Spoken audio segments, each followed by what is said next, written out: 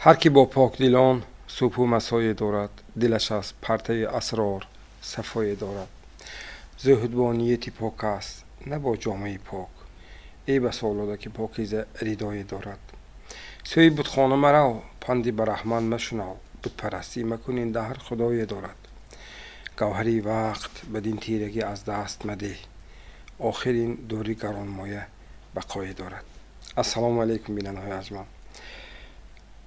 این برنامه نوبتی تازه ایجاد گلستان معنی است که نشر دوم آن با دوستی دانشمند ما مقصود عارف صورت میگیرد. شما را خوش آمدید میگم.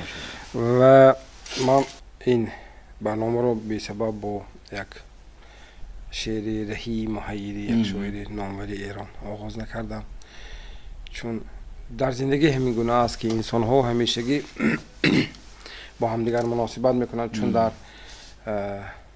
برنامه قبل یک اشاره بسیار خوبی بود که صحبتی دو نفر به خاطری باید نیکی باشد. مثلا صحبتی من و شما به خاطر آن است که مردم از این صحبت منفعت برداشته باشند. و زندگی انسان در روی عالم این یک اندیشه خداوند است که مثلا و خودش میداند برای چی انسان ها رو روی زمین آفرید و همزمان تاکید هم کرد که آنها چی کار باید کنند. و در ادامه این برای انسان یک بسیار یک نعمتی برابر عمر، آن عمر با وقت داده می شود. وقت در شناخت خداوند دیگر است، در شناخت ما دیگر است. مثلا ما میگوییم که این فاصله در گوییم اگر مثلا 10 سال گوییم، اگر 10 سال این اگر هر سال 365 مثلا 3650 روز، یا میگن که در آن لحظه روزی حساب مثلا آن 70,000 سال است. معیار ارزشی آن چگونه است؟ آن پیشگوی خداوند است که خودش میداند. یعنی وقت و فضای و چینکش. بله. بنابر همین انسان همین گونه است که نه همیشه به شناخت قدر وقت و موضوع وقت رو در برنامه‌های پیشین ما با هم دیگر یک صحبت بسیار جالب هم بود. و انا همین وقت زاینده انسان‌های بزرگ است که ما مثلا از صحبتشان بهره ور میشیم، از حضورشان، آنهایی که به جمعیت نفع آور هستند، آنها رو شخصیت‌های بزرگ میگویند، آنهایی که با خود کلبار تجربی بوی دانش و زندگی دارند. و به رجوع کردن به گرد دامون بیت 20 توجه کردم از بیت سعدی، مصلح الدین شیخ سعدی شیرازی میگوید که بزرگش نخوانند اهل خرد که نامی بزرگان به زشتی برند. توجه کردم واقعا یک در نظر اول یک معنی برای خودم گرفتم که مثلا بزرگش نخوانند اهل خرد که نامی بزرگان به زشتی برند. و برای هر یک مثلا شنونده هم معلوم است که یعنی اما هر یک بیتی که مثلا شاعر میگوید در برابر شناخت اول معنی های تحتانی نیز دارد. و من میخواستم به شما رجوع کنم به خاطر توضیح این همین مطلبی سعدی بزرگوار. تشکر ایلهام جان.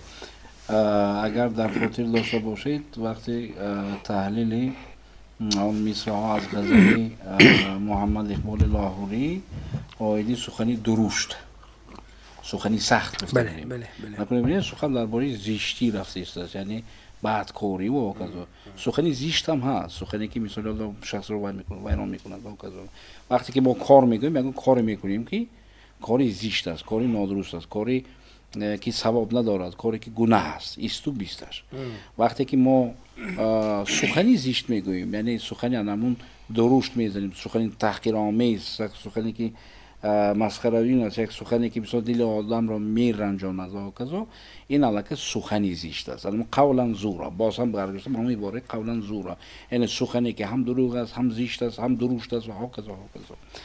و اگر من مطمئنم البته باوری کامل دارم که اکثریت مردم، اکثریت آن تماشابینانی که ما رو تماشا کردند میدونن و شنیدن که ببینید بزرگان رو بزرگان زنده میکنن، نام بزرگان رو زنده بزرگان میکنن. این اگر این طرفش گیریده طرف دیگری مثلا همین مدال میگویم، طرف دیگری گیریده مضمونش همین که تنها شخصی که صاحب یک بزرگی است میتواند یک شخص دیگر را بزرگ اندازد، یعنی نامش را به بزرگی برد. و ما در حیات خود با زنده بزرگان بسیار وا میخوریم. بعضیا فکر میکنن که آدمی بزرگ اون شخصی که مثلا صاحب کتاب است، صاحب اعمال است، صاحب مثلا اموال است و ها کذا یا صاحب مثلا مرام است، مرتبه و کذا. ولی که اگر نقصر فکر کنید، هر شخصی که برای شما از نقطه نظری اظهارات مثل اعمالش و رفتارش اگر پسند آید و درست باشد و شخصی بزرگ است. صرف نظر علی رغم همین مرتبه اش و بتواند مثلا یک بیچاره باشد، کم بضاعت باشد، ولی که رفتاری که وی کرد نه همه میتواند این رفتار رو همچون که عبرت برای من و شما پیشکش کند. در این حالت صرف نظر از همین درچی مقام و مرتبه و منزلتش و شخصی بزرگ است. بزرگی نه از داشتن مثال نعمت‌های زیاده است، بزرگی از عقل، از حکمت، از رفتاری نکو پیدا میشد. بنابراین بزرگی به عقل است. بزرگی به عقل است. وقتی که شخص بنیاد ما میگیم که آدمی بدتمکین بوده است، اگر آدمی خاکسار بوده است، بزرگ است. یعنی بزرگ است. شایسته عبرت گرفتن. شایسته عبرت است. کاری که وی کرد نه همه میتوانند کنند ناکذا کنند. این هم بزرگ است.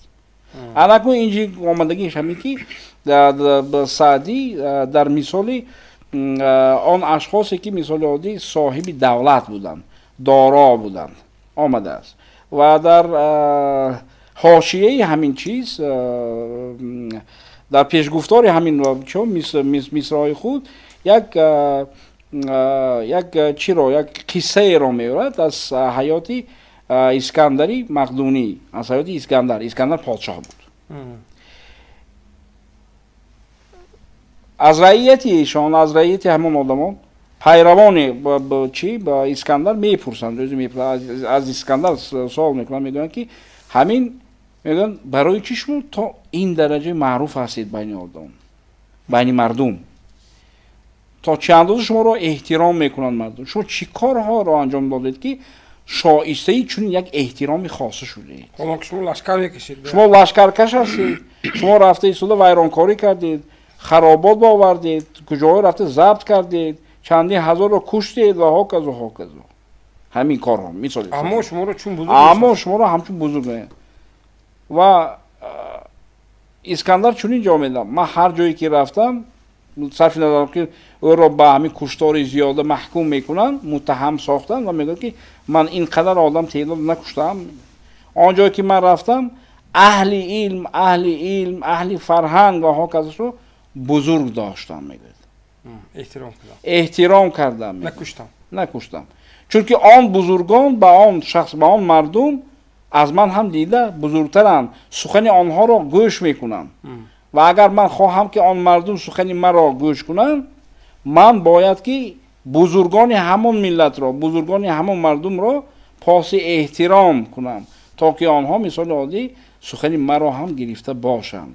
یک شاید سببی ضبط‌کاری و زود تصرفی خودش در آوردن هم نیز از این معیار مناسبتی اسکندر باشد. انا همین بود.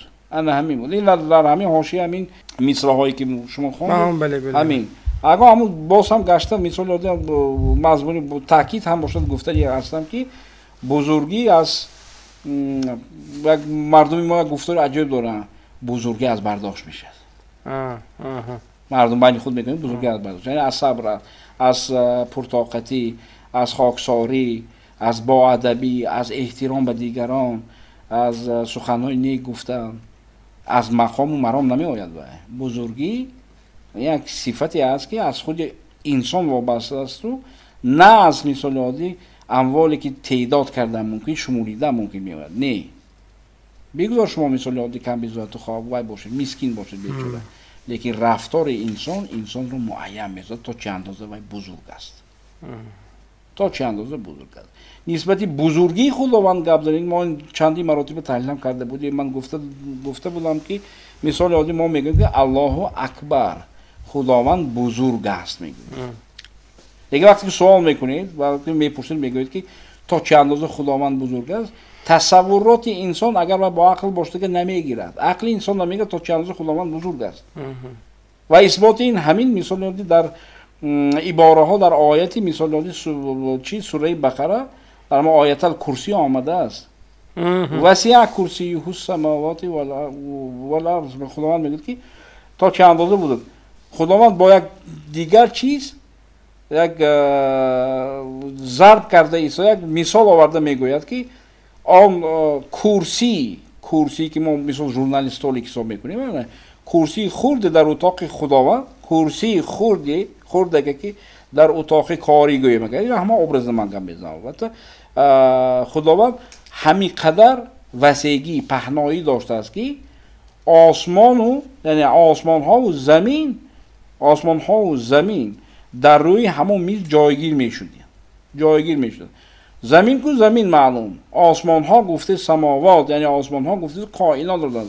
شما تصور کرده میتونید که حد یگان شخص همین روز حد کنار همین کائنات رو دیده است؟ نه. یگان عالم همین اثبات کرده نمیدوند که این همین کائنات چقدر حدود دارد. حتی اینشتین گفت بیسکنیشن است. این برای خاطر ما عقلمون نمیگیرد. الان خداوند گفت که همین زمین و همین کائنات همش یک تکونیگه در روی همون میز من جایگیر میشن.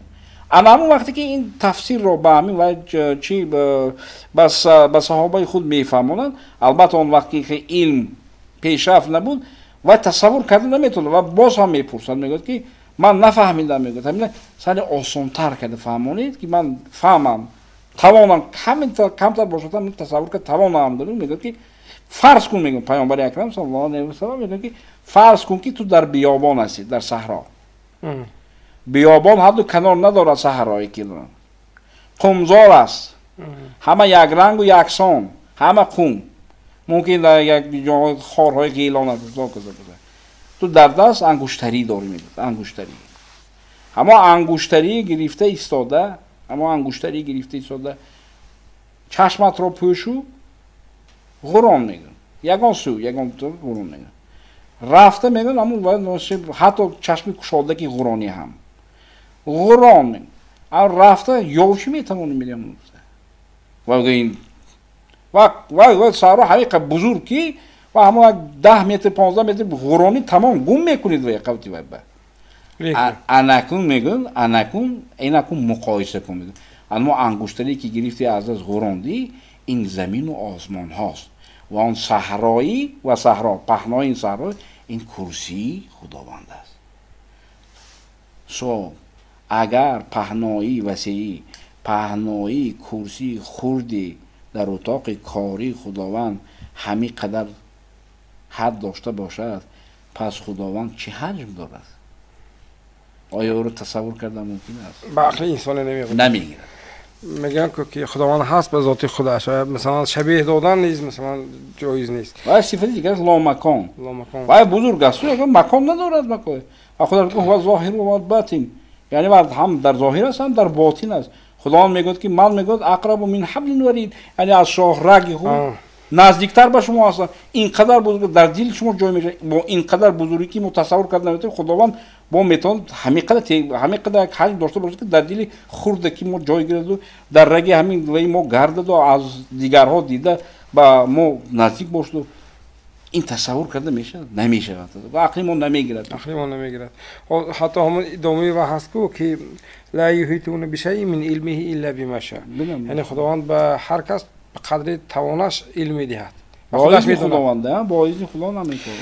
تشکر. و همین وقتی که به همین باید توجه کردم، واقعا هم در موردی اینجا بسیار یک چیزی و همیشه که من وقتی باید گفتم شما توضیح دادید، من یک مثالی این دنیاییشه که مثلا میرم که واقعیت امروز رو، مثلا امروز شناخت ما به بزرگان چگونه است. مثلا در جامعه در یک محفل یک نفر بزرگ رو یاد کردم، من شاهد اون صحبت بودم، محفل بسیار بزرگ در یک تالاری باشکوه و یک نفر دانشمند تاجیک برآمدند، استاد بسیار نامور، گفتند که این بزرگوار در آن محله میزی است که ساکنان آن محله نمیدانستند که در محلهشان اینقدر یک شخصیت بزرگ تاریخی زندگی می‌کند. این کمال خاکساری ایشان بود که از بزرگی خودشان گویم برای کسی چیزی نمیگفتند و شاید اونجا یک اشاره برای خودم گفتم که شاید انا همون محله چرا انا همین بزرگ رو شناخته نتوانست یا مثلا درست نشناخت یا گونه به قولی که ما همیشه که انسان همین گونه است که مثلا چون نعمت از دست رفت بعد انگشت حسد میگذارد.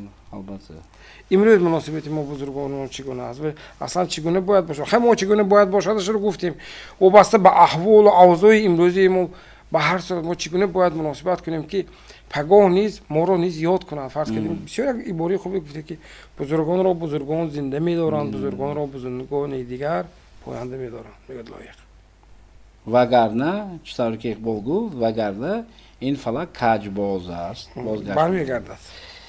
درست می‌گویم. این یک عامل‌های زیادی دارد. شاید یکی از سبب‌هاش همین که بزرگی حقیقی یعنی شخصی بزرگ در حقیقت اصیل بزرگ در همه معنا در همه جنبه‌های کمالاتش بزرگ آن بزرگیت خود را نشان نمی‌دهد و خاکسار است. چقدر آدم بزرگ شود همینقدر باید که خاکسار باید باشد. این یک از همونی شاید مثال هم کوچه آن شخص مثال از شخص بیخبر ولی اگر آن آدمان دانند که همسایه‌شان دانند یا مثلا همکوچه‌شان دانند که مثلا این شخصی بزرگ است پس پاس احترام نسبت این آدم باید که یک جای معین داشته باشد. ما نمیتونیم مثال عادی شخصی بزرگ رو و به نهایت بزرگ است گفته ایستاده تماما خود چیزی که خدا میگه هم مردم و هم زنده‌مون زیر پای و آدم کنیم نمیشه این کار. این ممکن هم نیست است. بله. خداوند وقتی که انسان را می آفرد و این چیز در قرآن گفته شده است که ما نعمت را میگوید با بعضی شماها افضلتر نسبت به دیگرها داده میگه. و یک شخص علم میدهد و یک شخص مال میدهد و یک شخص عقل میدهد و یک شخص چی میدهد و ها کذا آدم برابر نیست. همین پنج همین انگشتی اگر چی دست اگر برابر نشه انسان هم خیلی است. لیکن به هر حال احترام نمودن چنین اشخاص واجب است. واجب است. اینا ببینید حدیث های پیامبر اکرم است. میگن که از روزی دراز یعنی فرض کنیم 9 ساعت یا 10 ساعتی روز گیرید دیگه اصلا 24 ساعت از روزی دراز در قیام ایستادن یعنی راست ایستاده در زیر آفتاب تفسان در بیابان ایستاده نماز گذاشتن چقدر مشقت و محنت است. همه ثواب در همین است. خدا میگه این طاقت کرده این صبر کرده ایستاده روزی دراز همین مثلا در صلات است اصلا این روزی دراز در قیام بودن و تا همین مثال عادی زیر آفتاب سوخته ایستاده همه نماز گذاشتن 1 ساعت با عالم صحبت کردن افضل است. افضل تر است میگه. از همین نگاه کرده. یا دیگر حدیثشان آمدگی وقتی که این هم قصه که آورده میگن وقتی که پیامبر اکرم وقتی نماز عشا یعنی خفتن به مسجد در آمده میرن در نزد مسجد شیطان ایستاده بوده است دروازه‌اش ایستاده است و هر بار قبل دروازه نگاه میکنه با خوش میکنه خیلی حیران میشه که در میدروی من میترسم چون همون روی دیده ایستادیم یک تا عالم همون یک رکن با استال باش دیگه گویا که پای دیواره میمش با همونجا غنبش بردگی و غنبش خوابش بردگی و همین تکیه کرده ایستادن چشمش پوشیدگی همین غنبش گرفتگی همونجا واشته تکیه کرده خوابش برده این هوا عالم و خوابش بردگی و از کجا میفهمد که میشه تو دارد ما اول نمیگم ما یکی میگم من در آمده میگم از همین و صحبت سر کنم میگم از راه زدن سر کنم یکی همین موبایل اگر بیدار شود کاری من رسوا من زمین که یکسان میکنه و همه برمیگردن کاری من بیهوده میشد. اینا میگه که حتی شیطان از عالمی خوابش برده پینکش رفته یعنی غنبش گرفته میترسیده است از زندهش اون طرف بیستد با قدری که مثال عادی و عالم حقیقتا عالم یک چیز دان باشه دیگر این هم بزرگ است. بزرگیت انسان در همین چیزها چه نکرده میشد در خاکساریش در مدنیتش در همین آدابش در ادب و در رفتارش چه نمیشه. یک نکته دیگر گاه در فعالیتی همین روز ما مشاهده میکنیم طایفه از نفرانی هستند سال دیده با تجربه به هر صورت دانشمند اما طلب میکنند که به او توجه کنند. درست الان جان متاسفانه این خیلی اشخاص هم بسیار شده یعنی نسبت خودشون یک توجهی خاصه میخواهند ها کذا میدونین چی همین برای چی فرعون با همین قدر مثال عادی گناه‌های کردگیش خداوند جزا نمیدهد جز یک گناهی که کرد جز از بین همین گناه همین جز یک گناهی کردش پروردگار وی را همین خیلی تقدیر میسازد که غرق میشد قطعی همین جون داشت قطعی همین حربیانش داره حشر میکنند جمع میکنند این سوره وند است نازعات است و مردم جمع میکنند میگوید که من خداوندی عالی مرتبه شما میگوید یعنی گفتن گپ که من همین قدر مرا همین قدر دانید هرچند خدا وی دعا کرده بود که عقل سرش در نکند عقل سرش در نکند اینا همین ما از خدا میگیم من شخصا فکر میکنم که اگر شخصی که همین خیل باشد صاحب علم باشد صاحب معرفت باشد یک آدمی معروف باشد لیکن همین توجه رو اگر از شخصی دیگر خواسته باشه و ریاکار است یک و کچکار است دو و این کار نادرست است البته و خب برای من چی نه لیکن این کاری که آخر ندارد این کار تماما نادرست است این گناه است من برای چی این مسئله گذاشتم شاید برای عزتی نفسی طایفه از بیننده ها نرسیم به خاطر آنه که مشاهده کار همین منظره حیران می شود که مثلا اگر او به مانند جالینوس در دیه می رفت کوچه می رفت دید که دانشمند با ابله دست به گریبان است از گلستان سعدی توقف کرد توجه کرد گفت اگر او واقعا هم دانشمند می بود کاری او به این حال نمی رسید و شاید مشاهده کاران انا همین نکته رو مثلا زیر سوال میبرم میگن که بسیار اینجا یک چیزی مهم هم گفتید که واقعا این جایز نیست اما نفران مشاهده کار بعضی میگوید که همه آدم دیدم دلم خنک شد و احوال دل میگه متاسفانه گاه هم میگم که شما در جای خودتان باشید شما هر کس مثلا همین انگشتی ما مثلا همین ایدی نامر میگه که من انگشتی نام ما 10 میلیارد شود احوالی هم الهیده فرق میکند یعنی از اون یگان نفر که یا گویم همین چشمش گویم همین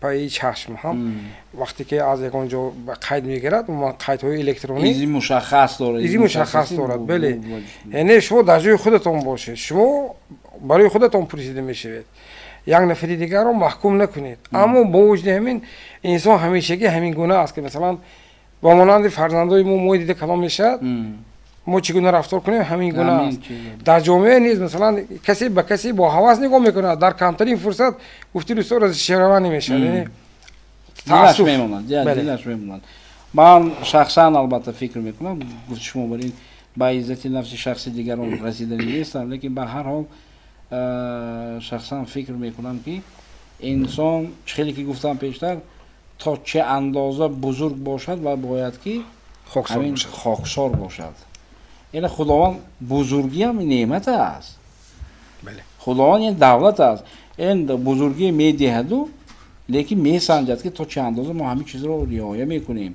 اگر از خود رویم و نظر بلندی کنیم و کارو بار فقط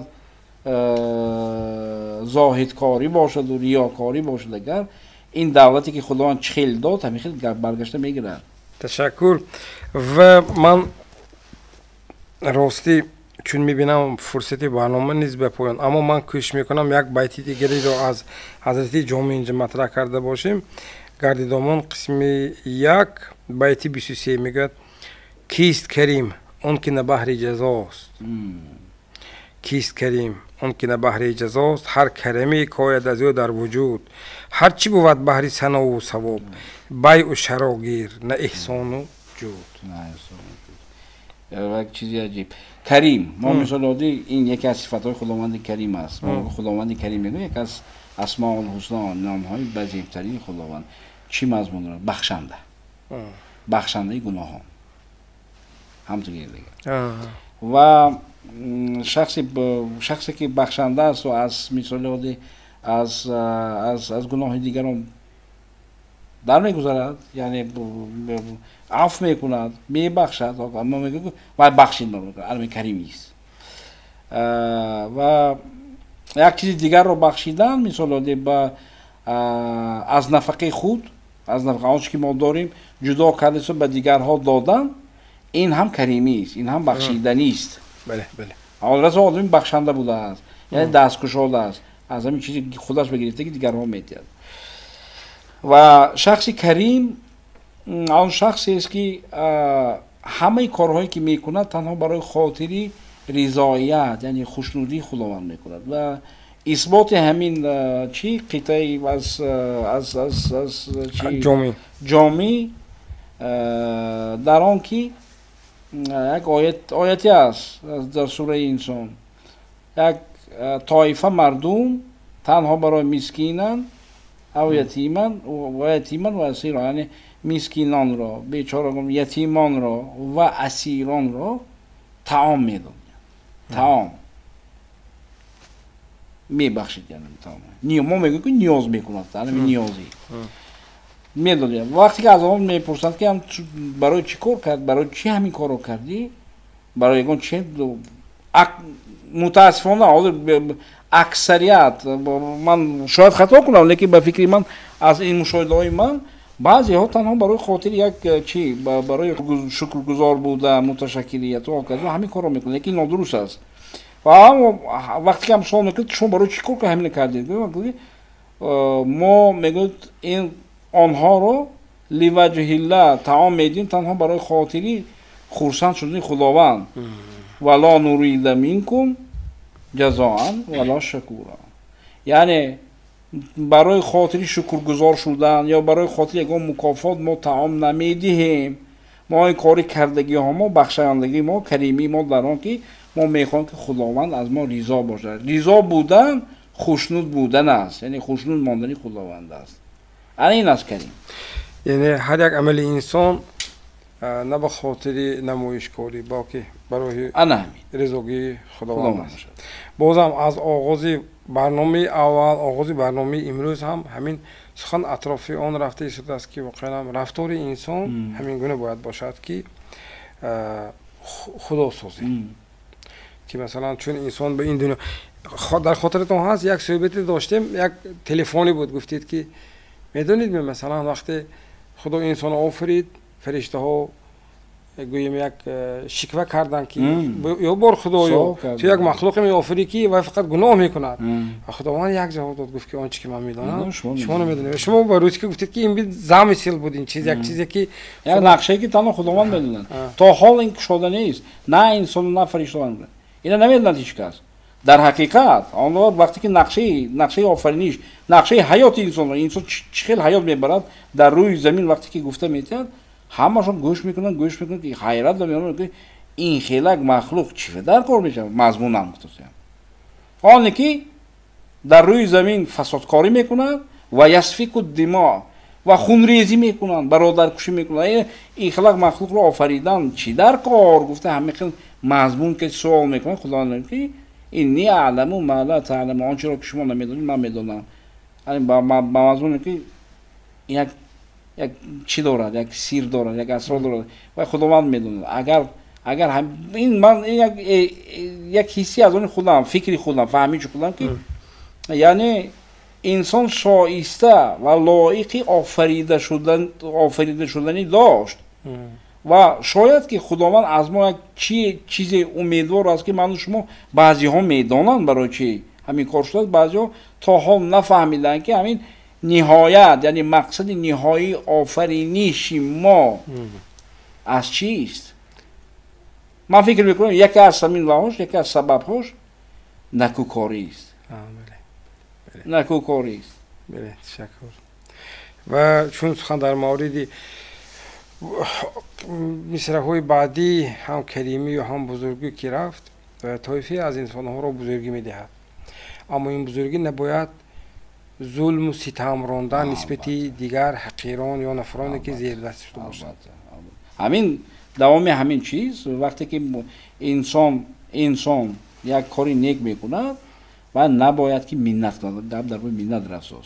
همین آیات در سوره بقره باز هم آمدگی لا تبطلوا صدقاتکم بالمن والعذا. و خداوند گفت که همین نیکی صدقه کردن نیکی خود را با منت کردن یعنی گفتن و اذیت دادن و عذا و اذیت دادن هیچ دیگر نکنید.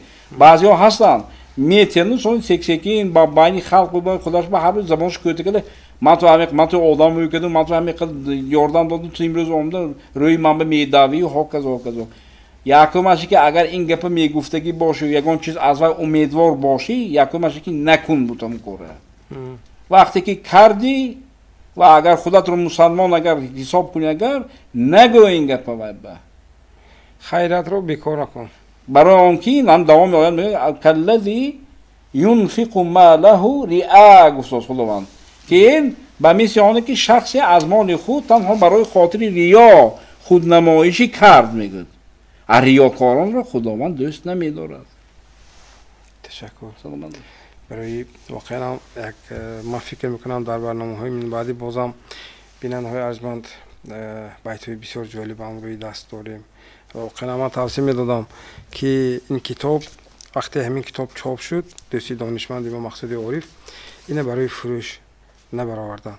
اینه به کتابخانه‌ها برده داده گفتن که اینا فروشید اما مبلغ جمع شده رو برای آن نفران دهید که واقعا احتیاج دارند یعنی آن مؤسسه‌های گویم خانه‌های پیران سالان کودکان یتیم و بی‌پرستاران هایی که واقعا به مبلغ این نیاز دارند به همین مقصد این کتاب از مبلغ‌های شخصی خودی این دوستی دانشمندی ما چاپ شده. یعنی این سخن نه به خاطر آن که من نزد شما ایشان رو تعریف و توصیف کرده باشم واقعا این کتاب شایسته خواندن است و توصیه می‌دادیم که این را از کتابخانه‌های از فروشگاه‌های کتاب شهر دریافت کرده حتما آن را نیز مطالعه کرده باشیم چون ما بهره‌ور شده ما می‌خوایم که شما نیز از این قوت معنوی نیز بهره‌ور شده باشید. برای اشتراکتان شما تشکر می‌گویم.